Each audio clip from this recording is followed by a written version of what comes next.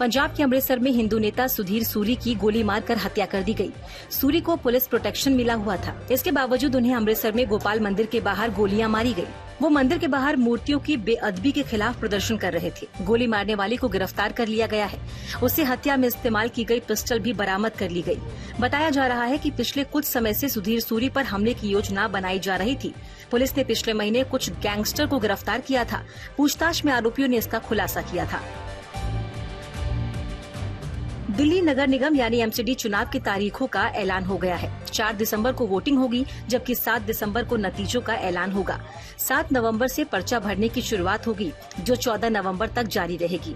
दिल्ली नगर निगम में 250 सीटें हैं। इनमें अनुसूचित जाति के लिए 42 सीटें रिजर्व हैं। दिल्ली नगर निगम के वार्डों के परिसीमन के बाद केंद्र सरकार ने 18 अक्टूबर को नोटिफिकेशन जारी किया था। तारीखों का ऐलान होते ही दिल्ली में आचार संहिता लागू हो गई। 15 सालों बाद एकीकृत एमसीडी के चुनाव होंगे। 2012 में एमसीडी को 3 हिस्सों में बांटा गया था। ईसुदान गढ़वी गुजरात विधानसभा चुनाव में आम आदमी पार्टी की ओर से मुख्यमंत्री उम्मीदवार होंगे। दिल्ली के मुख्यमंत्री अरविंद केजरीवाल ने गढ़वी के नाम का ऐलान किया। उन्होंने कहा कि लोगों से राय मांगी गई थी कि आपका सबसे लोकप्रिय आप नेता कौन है। आम आदमी पार्टी के दावों के मुताबिक 73% लोगों ने गढ़वी के नाम पर मुहर लगाई। गढ़वी पेशे से गुजराती पत्रकार हैं। इस बीच गुजरात में उम्मीदवारों के लिए कांग्रेस की केंद्रीय चुनाव कमेटी ने बैठक की। हिमाचल प्रदेश में चुनाव प्रचार के बीच हमीरपुर में केंद्रीय मंत्री अनुराग ठाकुर ने कांग्रेस पर जोरदार हमला किया। उन्होंने कहा कि राहुल गांधी भारत जोड़ो यात्रा में टुकड़े टुकड़े गैंग के साथ है। शायद इसलिए प्रियंका इसमें शामिल नहीं हुई, या शायद भाई को बहन की याद नहीं आई।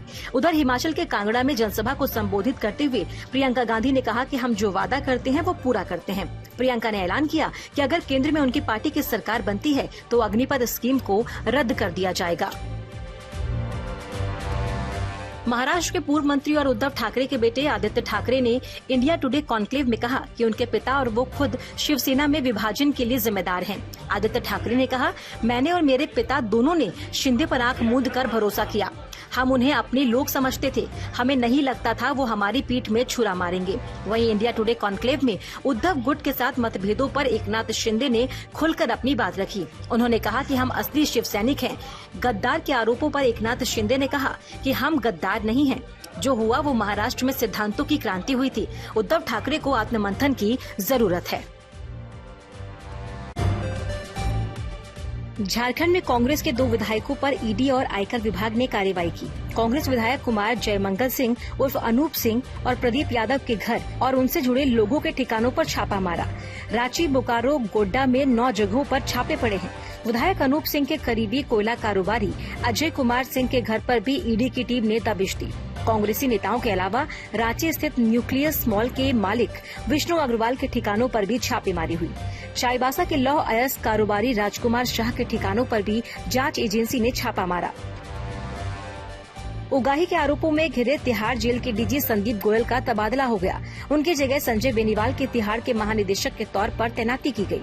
दरअसल 1989 बैच के आईपीएस अधिकारी संदीप गोयल उन 81 अधिकारियों में शामिल है जिन पर पैसे लेकर महाठग सुकेश चंद्रशेखर को जेल में वीआईपी सुविधा देने का आरोप है।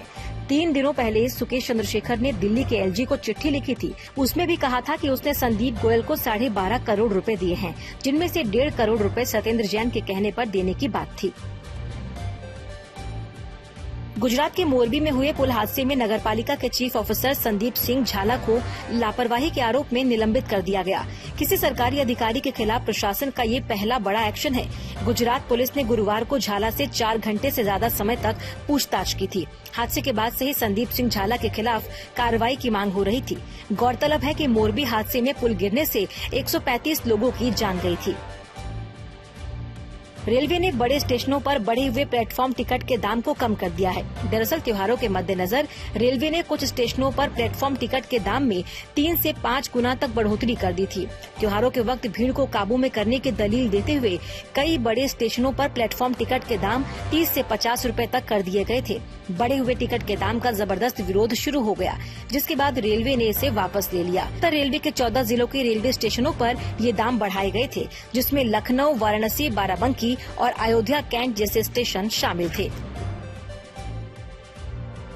T20 वर्ल्ड कप में ग्रुप ए के मैच में न्यूजीलैंड ने आयरलैंड को 35 रन से हराकर सेमीफाइनल में पहुंचने वाली पहली टीम बन गई है।